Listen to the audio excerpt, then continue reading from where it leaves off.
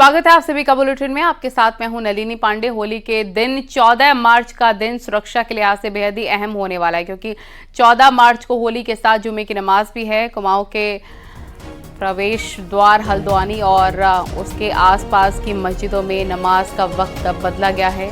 शहर की सबसे बड़ी मस्जिद जामा मस्जिद में जुमे की नमाज 3 बजे होगी और बाकी की मस्जिदों में 2:30 बजे के बाद ही जुमे की नमाज होगी। पुलिस होली को लेकर सुरक्षा के पुख्ता इंतजाम की बात कह रही है। क्षेत्र है वहाँ पर जुमे की नमाज 2:30 बजे के बाद होगी, 2 बजे के बाद होगी। और इसके अलावा जो जामा मस्जिद है उसमें 3 बजे नमाज अता की जाएगी और उससे पहले जो होली का त्यौहार है वो मनाया जाएगा। मिश्रित आबादी के क्षेत्रों में विशेष निगरानी रखने के लिए पुलिस को निर्देशित किया गया है। भी एहतियातन हमने जो है हमारे यहाँ पर जामा मस्जिद में जो 2 बजे जुमे की नमाज अदा की जाती थी उसमें 1 घंटा बढ़ाकर 3 बजे कर दी गई है, और ताकि कोई भी ऐसी अगर अनहोनी होने वाली हो तो वो ना हो। हरिद्वार में पुलिस प्रशासन ने दोनों समुदायों के साथ चर्चा कर खास व्यवस्था बनाई है। इसके तहत मुस्लिम समुदाय ने दोपहर 2:30 बजे जुमे की नमाज पढ़ने पर सहमति बनाई। ज्वालापुर घनी आबादी वाला क्षेत्र है जहां मुसलमानों की भी बड़ी आबादी रहती है। ऐसे में यहां हर शुक्रवार को नमाज अदा करने वालों की भीड़ जमा होती है। हिंदू समुदाय के लोगों ने भी शांतिपूर्ण ढंग से रंग खेलने का आश्वासन दिया है। शांतिपूर्ण ढंग से समाप्त रहे होगा और इसके लिए पर्याप्त पुलिस प्रबंध भी किए गए हैं। 2 दिन पूर्व ही जो है बाज़ारों में भी पुलिस के प्रबंध किए जा रहे हैं, क्योंकि बाज़ार में भी काफ़ी भीड़ बढ़ जाती है, आवाजाही बढ़ जाती है।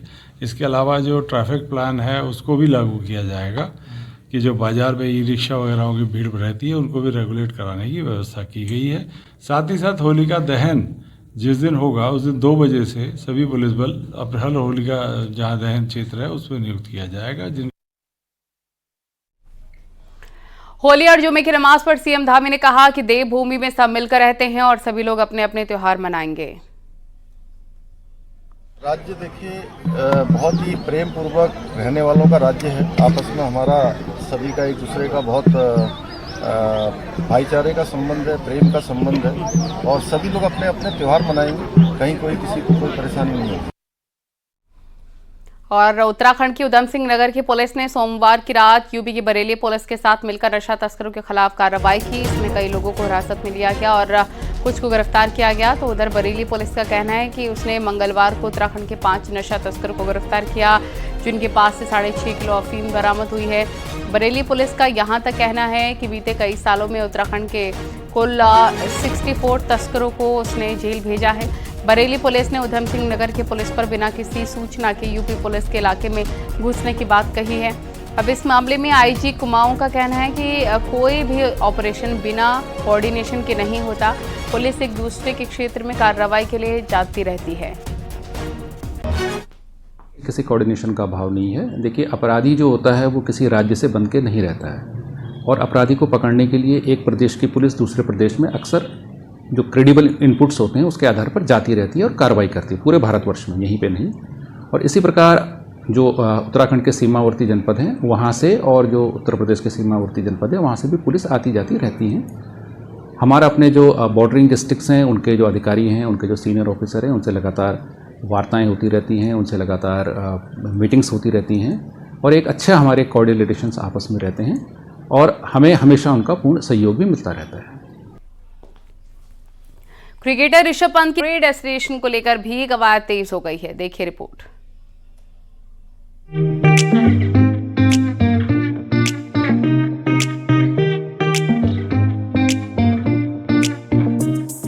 प्रधानमंत्री नरेंद्र मोदी ने दिसंबर 2023 में देहरादून में आयोजित ग्लोबल इन्वेस्टर समिट में देशवासियों से अपील की थी कि वो विदेशों में जाने के बजाय उत्तराखंड में जाकर शादी समारोह आयोजित करें।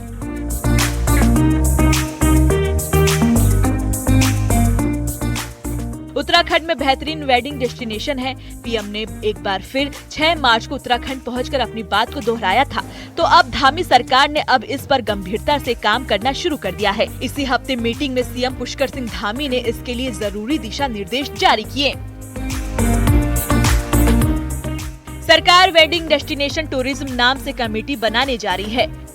रामनगर, त्रिजुगी नारायण, मसूरी, धनौल्टी ओंकारेश्वर मंदिर, चितई गोलजू मंदिर के अलावा नई डेस्टिनेशन को चिन्हित किया गया है।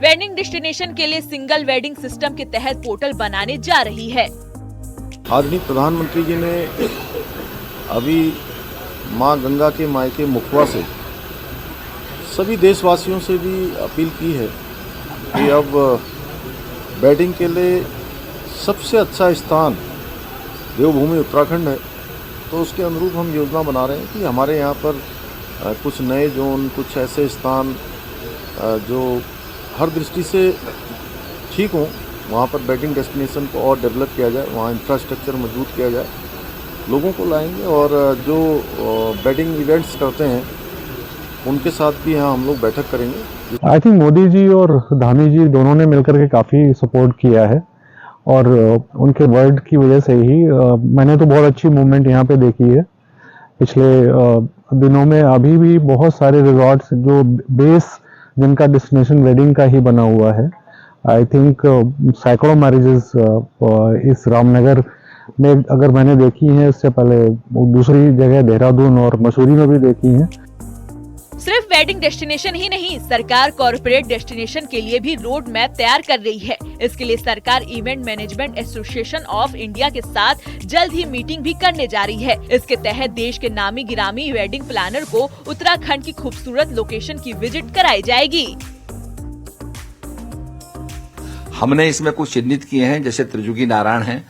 इसके साथ साथ हम चाहते हैं कि वेडिंग डेस्टिनेशन के साथ साथ कॉर्पोरेट डेस्टिनेशन भी हो।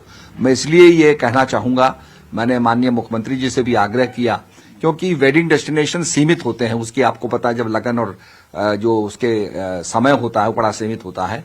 बाकी समय हम कॉर्पोरेट डेस्टिनेशन कर सकते हैं। इसका पूरा जिम्मा पर्यटन विभाग को सौंपा गया है। पर्यटन विभाग युद्ध स्तर पर ड्राफ्टिंग के काम में जुटा हुआ है। सरकार का मानना है कि यदि उसने रोड एयर कनेक्टिविटी जैसे बुनियादी ढांचे को मजबूत कर लिया तो ये राज्य की आर्थिक और रोजगार सृजन में माइलस्टोन साबित हो सकता है। रामनगर से गोविंद पाटनी के साथ देहरादून से सुनील नवप्रभात की रिपोर्ट। आने वाली 22 मार्च से कांग्रेस मेरा वोट मेरा अधिकार अभियान शुरू करने जा रही है। कांग्रेस का आरोप है कि चुनाव आयोग वोटर लिस्ट में गड़बड़ी कर बीजेपी को फायदा पहुंचा रखी है, तो बीजेपी का कहना है कि जीत के लिए वो अपने कार्यकर्ताओं पर भरोसा करती है।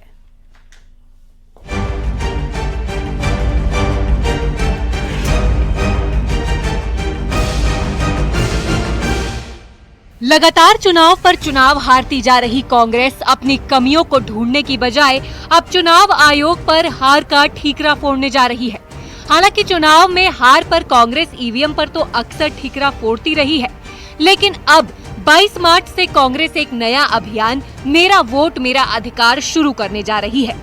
कांग्रेस का दावा है कि बीजेपी वोटर लिस्ट में कांग्रेस के वोटरों के नाम उड़ा देती है और इसका नुकसान कांग्रेस को चुनाव में होता है। इसलिए वो वोटरों की आंखें खोलने का काम करेगी और पंचायत चुनाव से पहले इसे जनता के सामने रखा जाएगा। उत्तराखंड के अंदर कांग्रेस पार्टी ने मेरा वोट मेरा अधिकार कैंपेन लॉन्च किया है, क्योंकि बड़े पैमाने पर यह देखने को आ रहा है कि लोगों के वोटर लिस्ट से नाम गायब कर दिए जाते हैं। परिवार के अंदर 4 वोटर है तो 2 का वोट रहता है और 2 का नहीं रहता है, और खास तौर पर ये उन लोगों के नाम गायब किए जा रहे हैं जो लोग कांग्रेस पार्टी के सपोर्टर्स हैं।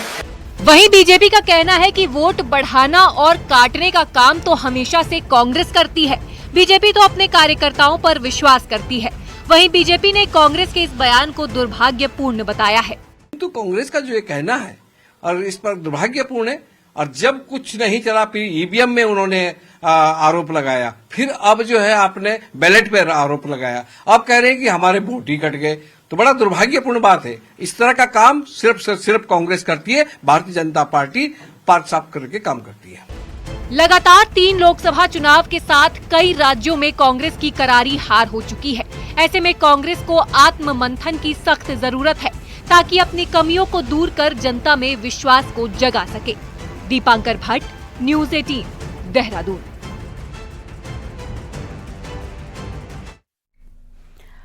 हरिद्वार में सरकारी मीटिंग में ग्राम प्रधान की जगह प्रधान पति को पहुंचकर कुर्सी पर बैठना भारी पड़ गया। मीटिंग लेने आए अधिकारी का प्रधान पति को कुर्सी पर देखकर पारा हाई हो गया।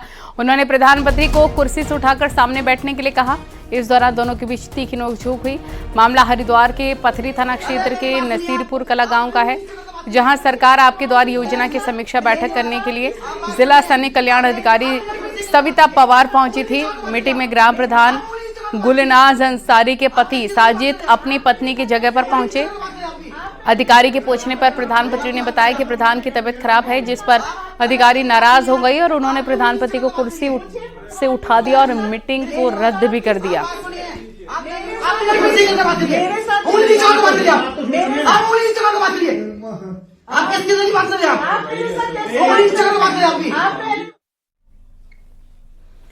अब रुड़की से खबर, जहां होली से पहले प्रशासन अलर्ट है। सिविल लाइंस के आदर्श नगर में खाद्य सुरक्षा विभाग की टीम ने नकली पनीर पकड़ा। 70 किलो नकली पनीर खाद्य सुरक्षा विभाग ने जब्त किया और नकली पनीर का सैंपल लेकर विभाग ने जांच के लिए भेजे, जबकि 2 लोगों को पुलिस ने हिरासत में लेकर पूछताछ भी की है। लगभग ये 70 केजी के आसपास होगा लगभग। कोई इसमें जांच पड़ताल कोई हिरासत में मतलब पूछताछ के लिए कोई नहीं, देखिए इस पे हमारा क्या होता है कि हम लोगों ने जो सैंपल लेता, सैंपल जांच के बाद ही इसका पता लगेगा। उसके बाद जो भी इस पे एलर्टेशन मिलेगा उसके आधार पर कार्रवाई की जाएगी।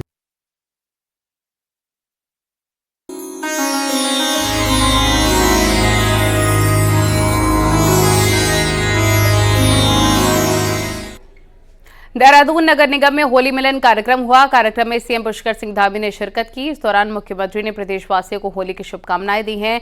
सीएम धामी ने कहा कि रंगों के त्योहार को सभी लोग शांति के साथ मिलकर मनाएं। कार्यक्रम में सीएम धामी होली के रंग में सराबोर नजर आए और इस दौरान सीएम धामी ने डांस भी किया। माननीय मुख्यमंत्री जी हमारे बीच में, माननीय सम्मानित विधायकगण हमारे बीच में। होली का पर्व जहां एक और समाज में जो हमारी सांस्कृतिक एकता है उसको और अधिक प्रगाढ़ करता है, उसको और अधिक मजबूती प्रदान करता है। और साथ में हम सब जब रंगों के इस त्योहार में मिलते हैं तो समरसता की भावना को भी और मजबूती प्रदान होती है और प्रगाढ़ता मिलती है। एक दूसरे से प्रेम और अधिक हमारा बढ़ता है।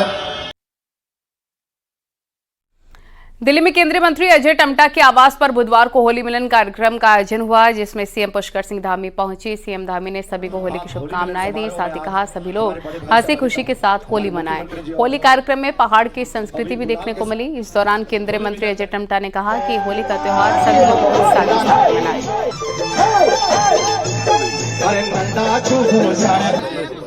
बहुत सुंदर आयोजन यहाँ पर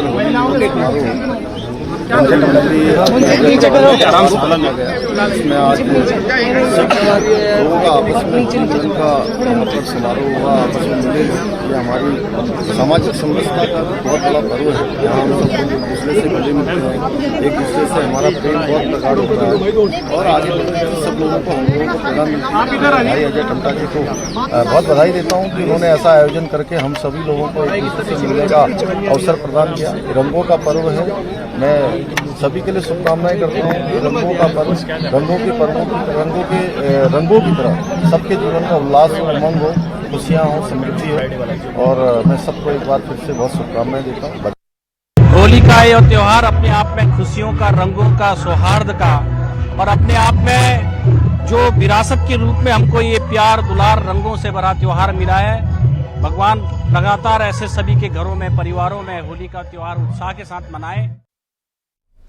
एक विवादास्पद बयान को लेकर तमाम संगठनों और राजनीतिक दलों के निशाने पर आए कैबिनेट मंत्री प्रेमचंद अग्रवाल ने बुधवार को पिछली बातें भुलाने की बात कही।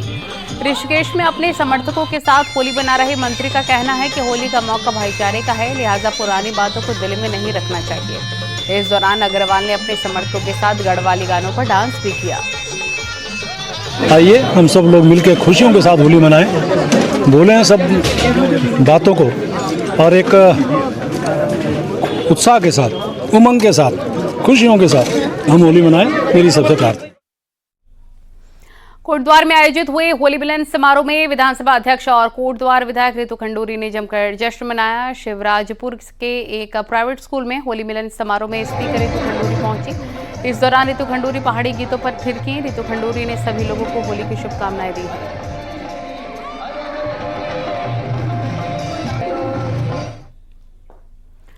और पिथौरागढ़ में बीजेपी के पूर्व प्रदेश अध्यक्ष और विधायक बिशन सिंह चुफाल के घर में होली मिलन का आयोजन हुआ। इस दौरान पार्टी के सभी नेता और कार्यकर्ता होली के गीतों में झूमते नजर आए हैं। खुद बिशन सिंह चुफाल भी कुमाऊनी होली के रंगों में सराबोर नजर आए।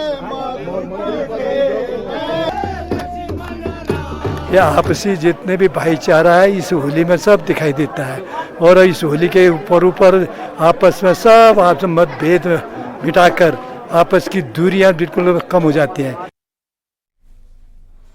रामनगर में भी होली की धूम है। यहाँ होली के कई रंग देखने को मिले। होली में कुमाऊनी सांस्कृतिक कार्यक्रमों को भी देखने को मिला। पहाड़ी होली के साथ कुमाऊनी गाने में होलियार जमकर थिरके हैं। और होली के आयोजक और कांग्रेस नेता रणजीत रावत ने कहा कि पहाड़ की परंपरा को नई पीढ़ी को बताने के लिए होली का ये कार्यक्रम किया गया है।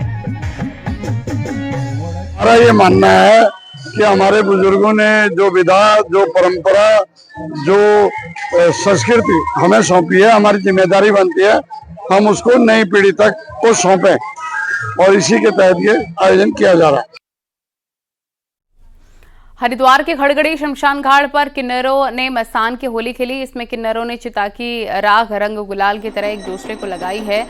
और किन्नर अखाड़े के महामंडलेश्वर के साथ कई किन्नर शोभा यात्रा निकालकर शमशान घाट पहुंची। यहां विशेष पूजा करने के बाद सभी ने मसान की होली खेली। महामंडलेश्वर का कहना है कि आम गृहस्थ लोग घरों में गुलाल से होली खेलते हैं, लेकिन पुराणों में किन्नरों का शमशान में होली खेलने का वर्णन है। पिछले कुछ सालों में ये परंपरा विलुप्त की कगार पर है, लेकिन अब फिर से इस परंपरा को पुनर्जीवित किया जा रहा है। और जो भी है आत्मा है, शरीर है, ये आत्मा तो ब्रह्मलीन हो चुकी है, लेकिन शरीर है। इस शरीर का भी महादेव ने श्रृंगार करा और किन्नर महादेव के गण थे और उसी परंपरा को हमने कोशिश करी है। और आप लोगों का सहयोग और सनातन धर्म का हमारे पे एहसान है जो हमारी सभ्यता वापस। इस होली मार्केट में आपको रंग से लेकर पिचकारी में बहुत वैरायटी देखने को मिलने वाली है। होली से सजी बाजारों में जहां आपको इलेक्ट्रिक पिचकारी मिलेगी, तो साथ ही मिलेगी पीएम मोदी की हथौड़ा पिचकारी भी। देखिए,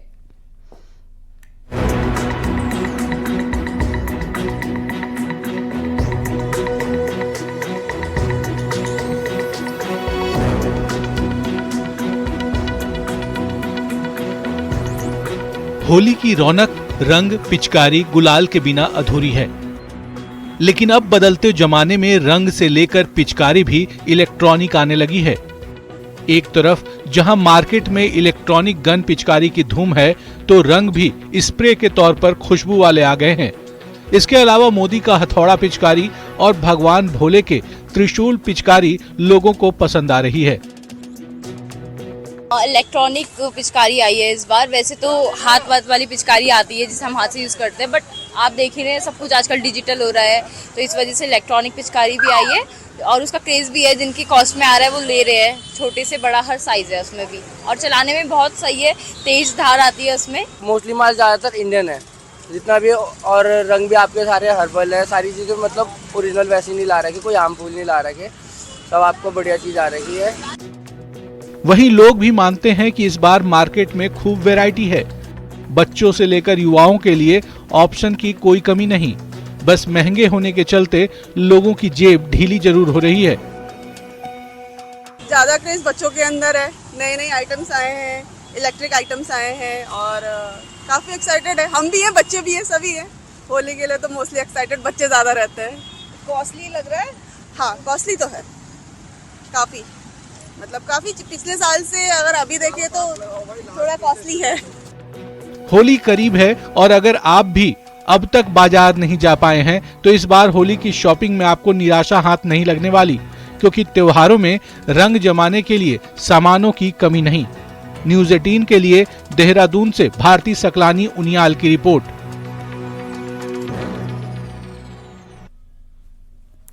और पर्यटन नगरी रानीखेत में भी होली की धूम है। यहाँ महिला होली गायन और स्वांग का आयोजन किया गया है। इसमें दूर दूर से आई महिला होलियारों की टीम ने धूम मचा दी। रानीखेत में नैनीताल, अल्मोड़ा, रानीखेत, द्वाराहाट समेत विभिन्न क्षेत्रों से आई 18 महिला टीमों ने प्रतिभाग किया। पारंपरिक परिधानों में महिलाओं की टोली ने होली गायन किया। महिला होलियारों ने कहा कि अपनी परंपरा को बचाने के लिए काम करना जरूरी है।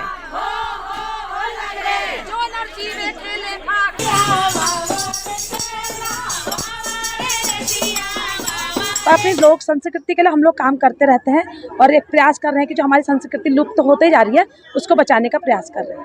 सभी को होली की हार्दिक बधाई और शुभकामनाएं। सभी की होली मंगलमय हो।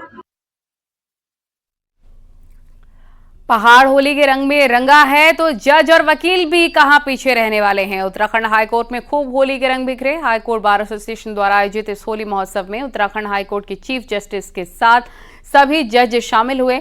पहाड़ की इस होली में रंग में रंगे नजर आए। होली के दौरान संस्कृति विभाग के कलाकारों ने भी मंच पर होली का रंग जमा दिया।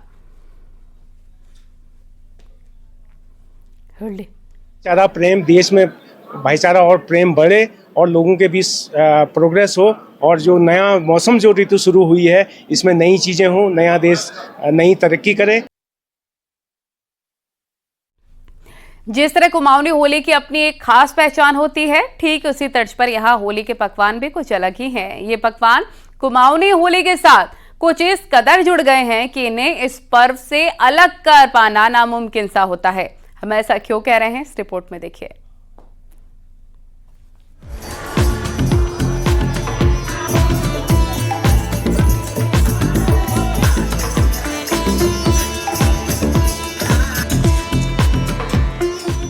कुमाऊं में शायद ही कोई ऐसी होली हो जाए जहां के लिए आलू के गुटके ना बनते हों, लेकिन जनाब ये गुटके काफी कुछ हटकर हैं। होली आयोजकों द्वारा इन्हें इतने जतन से बनाया जाता है कि खाने वाली उंगलियां ही चाटते रह जाते हैं। लोहे की कढ़ाई में पहाड़ी मसालों से बने आलू के गुटके हर किसी के मुंह में पानी ला देते हैं। फिर वो होली महिलाओं की हो या फिर पुरुषों की, खड़ी हो या फिर बैठी होली, सभी से होलियार का पसंदीदा पकवान आलू के गुटके ही हैं, जिन्हें जितने जतन से मन से बनाया जाता है उतने स्वाद से खाया भी जाता है। होली में यहाँ आलू के गुटके, चटनी, पापड़, चाय बनाई जाती है। आलू के गुटके तो होली में इतने फेमस हैं कि बिना आलू के गुटके के ऐसा लगता है कि होली अधूरी है। आलू के गुटके और होली ऐसा लगता है एक दूसरे के पूरक है। बिना आलू के चटनी के होली अधूरी जैसी लगती है। होली में आलू के गुटकों पर चांद चांद लगाती है भांग की चटनी। पहाड़ी लाल मिर्च से बनने वाली भांग की चटनी भी खासी जतन से तैयार की जाती है। भुनी भांग में नींबू, लाल मिर्च, जीरा और हरा धनिया मिला हो तो क्या कहना। बस होली के गीत गाते रहिए और भांग की चटनी के साथ आलू के गुटके खाते रहिए। कुमाऊनी होली बहुत प्रसिद्ध होली है। इसमें महिलाएं सब बढ़ चढ़ के हिस्सा लेती हैं। हमारी होली एकादशी से शुरू हो जाती है। एकादशी से सब घरों में जाते हैं और आलू गुजिया, कीर्तन भजन, आलू बनते हैं, गुजिया बनते हैं, पापड़, चिप्स वगैरह और बढ़िया से एंजॉय करते हैं। बदलते वक्त के साथ कुमाऊनी होली में काफी कुछ बदला है, लेकिन नहीं बदला है तो आलू के गुटके और भांग की चटनी का स्वाद, जिसका मजा होलियार सदियों से बदस्तूर लिए जा रहे हैं। और आने वाले दौर में यही उम्मीद है कि कुमाऊनी होली के प्रतीक पकवानों का स्वाद होलियार यूं ही लेते रहेंगे। न्यूज़ 18 के लिए पिथौरागढ़ से विजयवर्धन उप्रेती की रिपोर्ट।